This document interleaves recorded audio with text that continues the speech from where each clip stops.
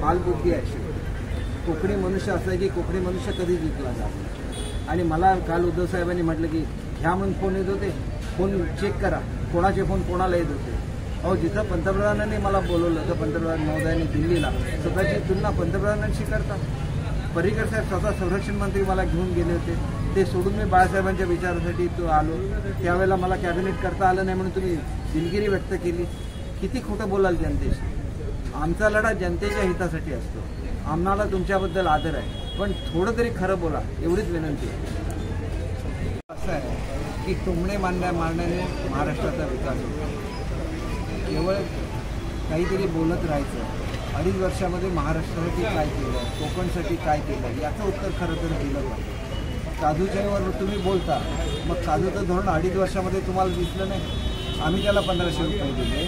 आता 290 कोटी रुपये हे आम्ही 10 रुपये प्रति किलो प्रमाणे कॉम्पन्सेशन डिक्लेअर केलं.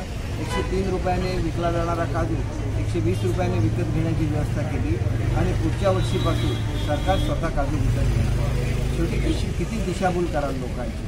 तुम्ही त्या ठिकाणी कबुलातदार गावकरला स्टे देऊन ठेवला होता, 2.5 वर्षामध्ये उठवला नाही. आदित्य ठाकरेंना विचारा 2.5 वर्ष काय करत होते. 150-200 कोटी रुपये, 150 कोटी तर मी नुसते MTDCला दिले होते, 65 कोटी पाणबुडीला दिले होते. का नाही खरेदी झाली, का नाही कोकणचा विकास झाला. स्वतः तर काही दिलंच नाही, परंतु काहीही करायचं नाही.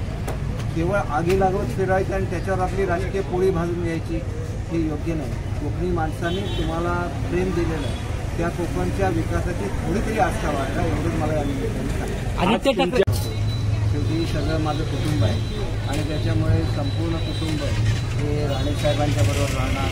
हे शहर हे आम्हाला प्रत्येक घरातला मनुष्य आमच्या घरातला एक व्यक्ती असतो आणि त्याच्यामुळे आम्ही सर्वजण एकत्र असताना हे शहर पूर्णपणे राणेसाहेबांच्या मागे ठामपणे उभा राहील आणि पुढच्या सिंधुदुर्गच्या विकासाच्या दृष्टीने मंत्रिपदासाठी त्यांना शुभेच्छा आहेत. आणि मंत्री झाल्यानंतर ज्या अपेक्षा तरुण वर्गाच्या आहेत, मोठ्या प्रमाणात इथे इंडस्ट्रीज याव्या, मोठ्या प्रमाणात नोकऱ्या निर्माण व्हाव्या, त्याच्यासाठी आम्ही सर्वजण राणेसाहेबांना ठामपणे उभे आहोत. कोकणाचा विकास आता निश्चित आहे, तो आम्ही करू. काल उद्धव ठाकरे